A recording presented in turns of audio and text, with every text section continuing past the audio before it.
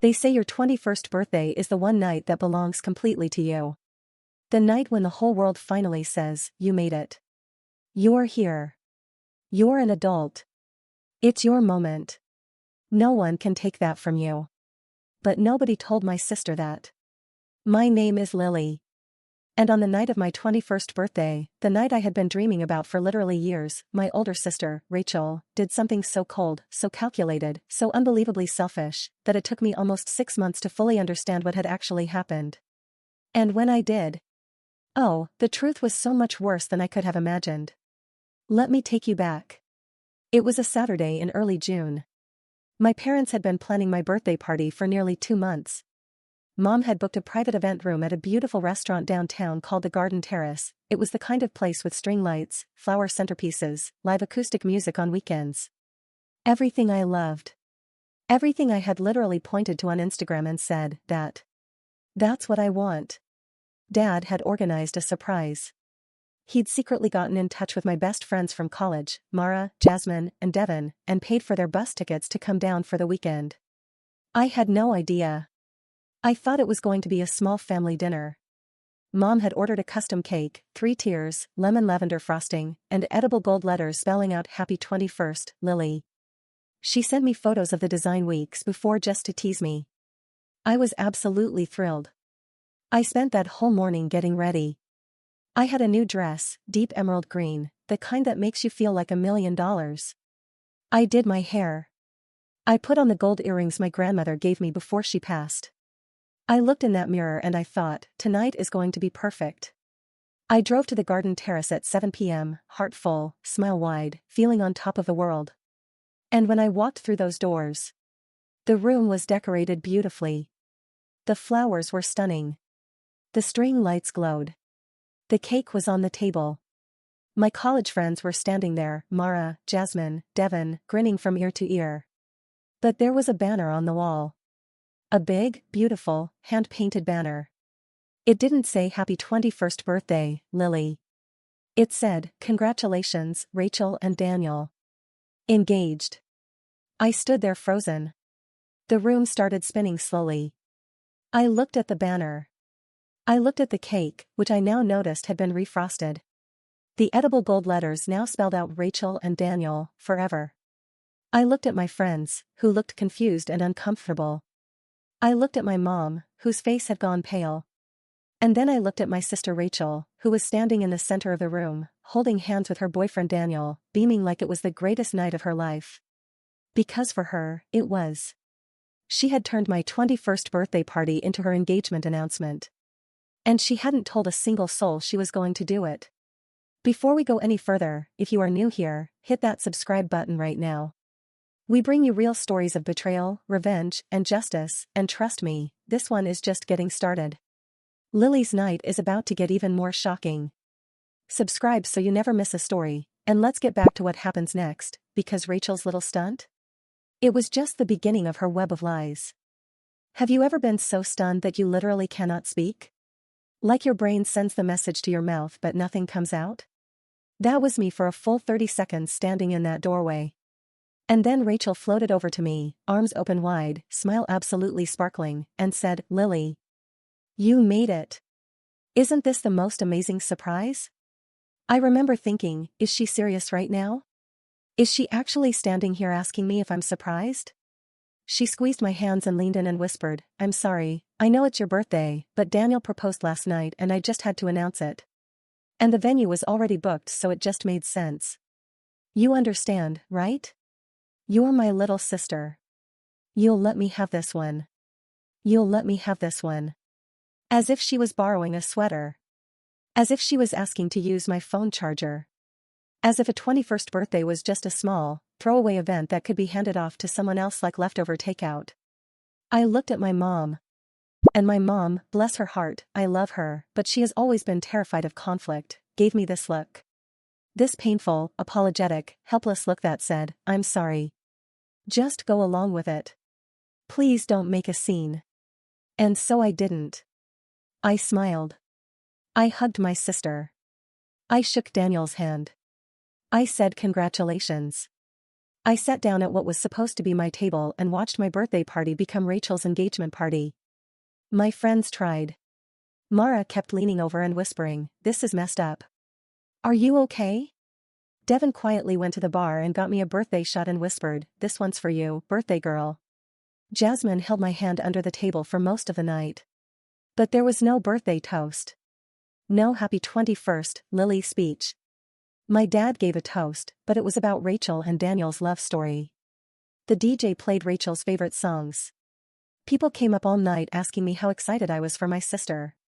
And the cake, the beautiful 3-tier lemon lavender cake my mom had custom ordered for me, was cut and served with little cards that said "R plus D forever." I sat in that room for 3 hours. 3 hours of smiling and nodding and congratulating and pretending that my heart wasn't breaking into pieces underneath that emerald green dress. When I finally got home that night, I sat on my bed and I cried. Not the quiet kind of crying. The ugly, gasping, hands over your face kind of crying. I was 21 years old and I had spent my 21st birthday invisible. And the worst part? The absolute worst part? My extended family, aunts, uncles, cousins, all posted photos from the party on social media that night. Every single photo was of Rachel and Daniel. Not one photo of me. Not one mention of my birthday. To anyone scrolling through their feeds, it looked like a beautiful engagement party. Like I had never existed that night at all. I told myself, it's done. It happened. Move on. She's selfish, she's always been selfish, and you already knew that. Let it go. But here's the thing about people who cross a line, they rarely stop at just one line. They just move on and look for the next one. And Rachel? She was already moving. Over the next few weeks, I watched something deeply uncomfortable happen. My family, my parents, my aunts, my grandparents, they all rallied around Rachel's engagement with this enormous, explosive joy. And look, don't get me wrong. Engagements are wonderful. Love is wonderful. I was genuinely happy that my sister had found someone she wanted to marry. But not one single person in my family reached out to me personally after that night to say, "Hey, we're sorry your birthday got swallowed up." Not one phone call. Not one text. Not even a card. It was as if my 21st birthday had simply not happened. My mom eventually called me about a week later, and when she brought it up, she said something that I will never forget. She said, "Lily, you know Rachel. She gets carried away. She's always been dramatic. But she loves you. Just be the bigger person here, okay? Your sister is getting married. This is a happy time for the family. Be the bigger person." Those 4 words. As if I was the one who had done something wrong. As if I needed to be the one to swallow my feelings and smooth things over. I agreed. Because that's what I always did. I had spent my whole childhood being the easy one. The quiet one. The one who didn't need much. Rachel was loud and sparkly and dramatic and always the center of everything, the school play, the prom court, the family holidays. And I had always just stepped back. Made room. Let her have the spotlight. My therapist once told me that some family dynamics create a golden child and a background child. She didn't need to explain which one I was. So I told my mom I was fine. I told Rachel I was happy for her. I threw myself into my summer internship, my friendships, my routine. I pushed the birthday down deep and tried to forget it. And for about 2 months, I almost succeeded. Until one evening in August when my friend Mara called me, and the first words out of her mouth were, "Lily, I need to tell you something, and I need you to sit down first." And everything I thought I knew about that night started to unravel. Mara and I have been best friends since our freshman year of college. She is the kind of person who tells you the truth even when it hurts. She doesn't sugarcoat. She doesn't hedge. When she tells you to sit down, you sit down. So I sat. She told me that she had run into a mutual friend of ours, a girl named Priya who had briefly dated Daniel, Rachel's now fiancé, about 2 years before Rachel started seeing him. They had run into each other at a coffee shop, got to talking, and eventually Rachel's engagement came up. And Priya had said something that made Mara go very quiet. She said, "Oh, Rachel and Daniel." Yeah. You know she knew about Daniel way before they officially started dating, right? She met him at Lily's college orientation weekend. She drove down with your group to help Lily move in, remember? I did remember. Rachel had come along that weekend, supposedly to help me settle into my dorm. My parents couldn't make the full trip, so Rachel volunteered. I had thought it was so sweet of her. Priya continued. She told Mara that Daniel had actually mentioned me to her once, mentioned that he had met me at that orientation weekend, that we had talked for a while at a welcome event, that he had thought I was interesting and funny and had wanted to get my number but felt too shy. And then somehow Rachel had ended up with his number instead. Mara's voice dropped even lower when she told me the next part. Priya said that Daniel had told her, during one of their late-night conversations when they were dating, that he had actually gone back to find me at the welcome event later that same evening. But I had already left with my roommate. And when he asked someone who knew Rachel, not knowing she was my sister, about the girl he'd been talking to, Rachel had apparently been nearby. And she had said, "Oh, that's my sister. She has a boyfriend. But I'm single." She had been standing right there. She knew he was asking about me. And she had cut me off at the source before anything could even begin. And then, over the following months, she had pursued Daniel herself. And now they were engaged. I sat on my bed after that call for a long, long time. I wasn't even sure what I was feeling at first. It wasn't just anger. It was something deeper and heavier than anger. It was the feeling of looking back at a moment from years ago and suddenly seeing a completely different picture than the one you thought you saw. All those years of stepping back. All that time of making space. And my own sister had not just stepped in front of me, she had actively pushed me out of the way and smiled while she did it. And stolen my birthday party to boot. I needed to know more. I needed to know the full truth. Because something told me this wasn't the end of the story. It was just the part one finally knew about. Here is something I want you to understand about Rachel. She is charming. She is beautiful. She is funny and magnetic, and when she walks into a room, people gravitate toward her. She has this gift, this incredible, almost theatrical gift, of making everything feel like it's about connection and love and family. And for most of my life, I had believed that was who she genuinely was. But over the next few weeks, I started talking. Really talking. To people who had known us for years. To cousins who had grown up around us. To childhood friends who had watched us side by side for decades. And story after story after story started floating to the surface.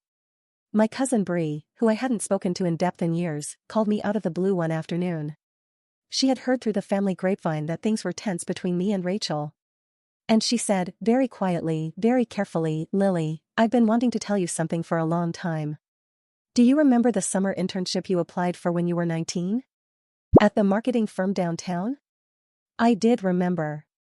I had applied for a highly competitive summer internship, one of only 8 spots available. I had submitted my application, crushed my interview, and then waited. And I hadn't gotten it. I'd received a very polite form rejection email and I'd been devastated. Bree said, "Rachel worked with someone at that firm. Did you know that?" I did not know that. She never mentioned it to you? No. Never. Bree got quiet for a moment. Then she said, "I heard something once, from someone who knew someone there. I don't know if it's true, but I always wondered. I heard she reached out to her contact there. To ask them to look out for someone else's application. I don't know what was said, or exactly what happened. I just always wondered why she never mentioned she knew people there. I couldn't prove it. I had no receipts, no emails, nothing concrete. But that cold, sinking feeling in my chest? That told me something. Then there was the incident my friend Jasmine brought up, reluctantly, carefully, only because I pressed her. She reminded me of a year earlier when I had started talking to a guy at a mutual friend's party. A sweet, kind guy named Marcus. I'd been excited. I'd told Rachel about him the next morning over breakfast.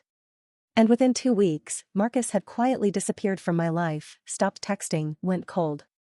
I had assumed he just wasn't interested. Jasmine said she had seen Rachel and Marcus talking, at length, at another party the following weekend. Seen Rachel lean in close, laugh that laugh of hers, touch his arm. And then Marcus had started showing up to things that Rachel attended. He never dated Rachel. But he never came back to me either. I don't want to paint Rachel as some kind of movie villain. But I do want you to understand what I was beginning to see. A pattern. A long, slow, quiet pattern of stepping into spaces that belonged to me. Of making herself the priority. Always. Every time. And none of it had ever been obvious enough for me to point to. It had always been deniable. Always soft enough to be explained away. She's just naturally charming. She didn't mean anything by it. She can't help that people like her. Until the birthday. The birthday was the moment she stopped being subtle. And I had finally had enough. Okay, I have to stop here and ask you something, because I genuinely want to know. If this was your birthday, your 21st, and your sister did exactly what Rachel did, not just once, but as part of a whole pattern of behavior you're only now starting to see clearly, what would you do? Would you confront her directly? Go to your parents? Let it go? Or something else entirely? Drop your answer in the comments right now. I want to be very clear about something. The word revenge can make people think of drama and explosions and screaming matches and public meltdowns. That wasn't what I wanted. I'm not a dramatic person by nature. I'm organized. I'm methodical. I think before I act. What I wanted, what I decided I deserved, was truth. Accountability. And justice that was quiet, clean, and undeniable. I also knew that if I went in angry and impulsive, Rachel would flip it. She was so good at that, at making herself the victim in any confrontation. I'd seen her do it my whole life. You'd try to call her out on something and 30 seconds later she'd be crying and you'd be apologizing. She had a gift for that particular kind of magic. So I made a plan. And I started with the most important step first, documentation. I went back through years of text messages, emails, social media interactions. I took screenshots. I made a timeline. I wasn't looking to destroy her.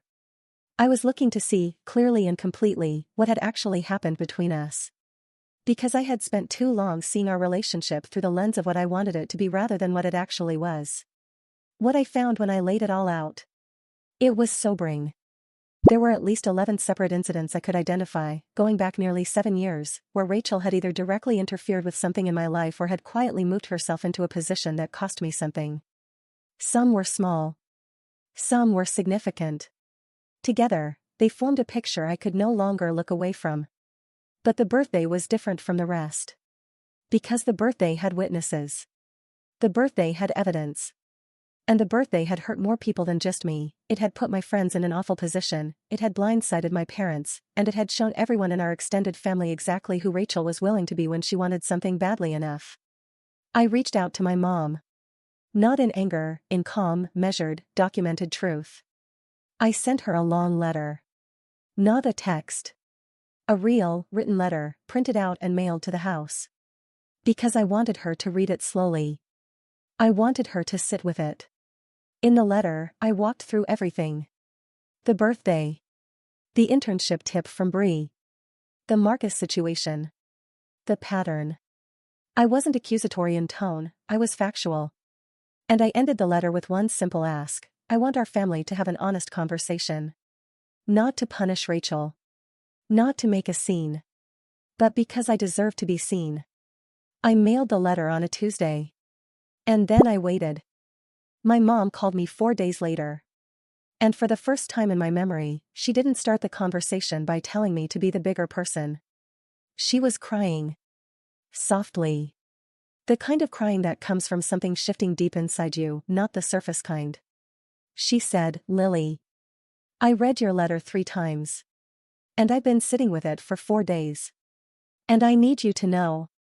I think I've been unfair to you. For a very long time. Those words.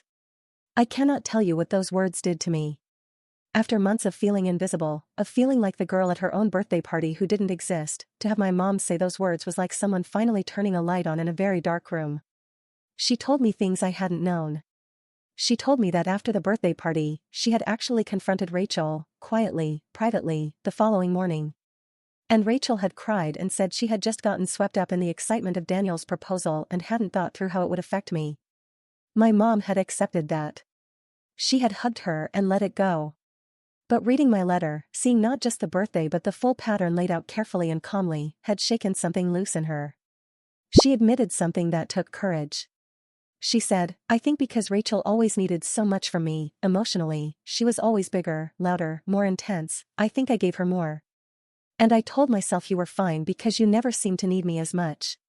But that wasn't fair. That was me taking the easy road. We talked for over 2 hours that day. It was the most honest conversation I had ever had with my mother. And at the end of it, she asked me what I wanted to happen next. I said, I want a family conversation. All 4 of us. Me, you, Dad, and Rachel. I want to sit in a room together and I want the truth to be spoken out loud. Not to punish anyone. But because I'm not willing to keep pretending. Mom agreed. She said she would set it up. And then she did something I didn't expect. She called Rachel that same evening. And instead of protecting her, instead of softening the message or giving her a heads up to prepare her defenses, she told Rachel exactly what she had told me. That she had read my letter. That she believed me. And that there was going to be a family conversation, and Rachel needed to come prepared to listen. Rachel, my mom told me later, went silent for a long moment. And then she said, I see. So you're taking her side. And my mom, my beautiful, conflict-avoiding, peacekeeper mother, said, I'm not taking sides, Rachel. I'm taking the truth side. There's a difference. We met on a Sunday afternoon at my parents' house. The 4 of us around the kitchen table, the same table where we had eaten 1,000 family dinners, where we had done homework and celebrated and argued and laughed. The table felt different that day. Heavier. Rachel came in looking beautiful, as always. But she was tense. I could see it in her jaw, in the way she held her shoulders. She hugged me at the door, that automatic, practiced hug, and said, Hey, Lily, in a voice that was carefully, almost perfectly neutral. My dad sat at the head of the table, arms crossed, face serious. He had read my letter too. He was a man of few words, but the look on his face said everything. We sat down. And my mom opened it. She spoke slowly and carefully. She laid out the situation, not my letter verbatim, but the essence of it. She talked about the birthday. She talked about the pattern. She said, Rachel, we love you. But something happened in this family that wasn't right. And we need to talk about it honestly. Rachel's first move, and I had predicted this, was deflection. She said the birthday was a misunderstanding. She said she had been overwhelmed with joy after the proposal. She said she hadn't meant to hurt me, she thought I'd be happy for her, she thought it was a wonderful thing to share with the whole family at once. I let her talk. I didn't interrupt. When she finished, I said, very quietly, Rachel, I have a question. And I'd like an honest answer. When Daniel came back to find me at the orientation weekend, when he asked about the girl he'd been talking to, were you nearby? The table went very still. Rachel's face did something complicated. Several expressions moved across it in fast succession, surprise, calculation, and then something that looked almost like relief. Like she had been waiting for this for a long time and part of her was almost glad it was finally here. She was quiet for a moment. And then she said, yes. I was nearby. And did you tell him I had a boyfriend? Another pause. Then, yes. Did I have a boyfriend at the time? She looked down at the table. No. My dad exhaled sharply. My mom put her hand over her mouth. I said, I'm not here to take Daniel away from you. I'm not trying to destroy your engagement. I just need you to understand, and I need our parents to understand, what you did. Not just on my birthday. But over years. You have taken up space in my life, Rachel. Space that belonged to me. And you did it over and over, so quietly that I kept questioning my own instincts instead of trusting them. And I'm done doing that. Rachel started crying. And this time, I could tell the difference. This wasn't performance crying. This was real. Messy and ugly and real. She said, I know. I know what I did. I've known for a long time. I've always been scared of you, Lily. I know that sounds crazy. But you're so steady. So sure of yourself. And I've always felt like I had to be louder and brighter and more just to keep up with you. I know that's not your fault. I know I handled it completely wrong. All of it. I want to be honest with you about what happened inside me in that moment. Because it wasn't what I expected. I thought I would feel victorious. I thought I would feel the sharp, clean satisfaction of being right. Instead, I felt something quieter and sadder. I felt grief. For the relationship we could have had. For the years we had spent in this strange, unspoken competition that I hadn't even known I was part of. I looked at my sister, this woman who had been in my life every single day since I was born, and I thought, we have both been carrying something very heavy for a very long time. Okay, we are right on the edge of the climax, and I need to know, did Rachel's confession surprise you? Or did you see it coming the whole time? Drop a comment below, surprised or knew it. People hear the word revenge and they picture something explosive. They picture a public call-out, a social media post that goes viral, a scorched earth moment where someone is humiliated in front of everyone they know. That's not what happened. And honestly, I think what actually happened was so much more powerful. In the weeks after our family conversation, something started to shift, slowly, quietly, the way real change always happens. Rachel and I didn't suddenly become best friends. That would have been unrealistic and dishonest. But something between us opened up that had been sealed shut for years. She called me one evening about 2 weeks after the kitchen table conversation. She said she wanted to do something. She said, I know I can't give you back your 21st birthday. But I want to try to do something that matters. She had talked to Daniel. She had told him everything, the orientation weekend, what she had said, what she had done over the years. She said his reaction had been hard to sit with. He hadn't been angry at Rachel. He had just been very quiet. And then he had said, I think we need to build something real, not something that started in a lie. They had agreed to push back their engagement timeline. Not call it off, they were still together and committed to each other. But they agreed that the engagement announcement had happened in a deeply wrong way, and they wanted to start fresh with honesty as the foundation. Rachel also reached out to my parents' financial advisor, something that floored me. She set up a contribution to a travel fund for me. She said, you should have had a real 21st birthday. I can't rewind time, but I can help you have the birthday experience you deserved. She put in enough money for me to take a trip, a real trip, somewhere I had always wanted to go. I chose Italy. Mara, Jasmine, and Devin came with me.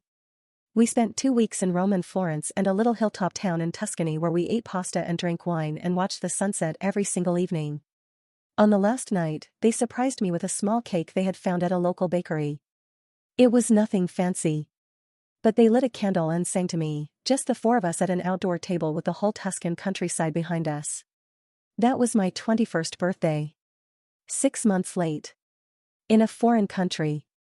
In the best possible way. Back home, my family started something new, what we called honest dinners. Once a month, the 4 of us would sit together, and the rule was simple, no performance, no playing pretend, no be the bigger person. If something was bothering you, you said it. If you felt unseen, you said it. If you were struggling, you said it. It was uncomfortable at first. My family is not naturally a feelings on the table kind of family. But slowly, dinner by dinner, it got easier. My dad started telling us things he had never shared. My mom stopped smoothing everything over.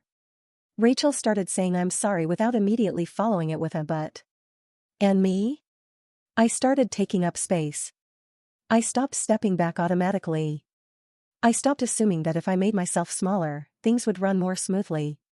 Because all those years of making myself smaller had never actually fixed anything. It had just made me easier to overlook. I want to talk to you for a moment about something real. Because I think there are a lot of people watching this who recognize something in this story. Maybe not the exact details, maybe your sister didn't steal your birthday party or interfere with a relationship. But the feeling underneath it? The feeling of being the one who steps back? The one who makes room? The one who gets told to be the bigger person so many times that eventually you start to wonder if your feelings are even valid? That feeling, I think a lot of us know it.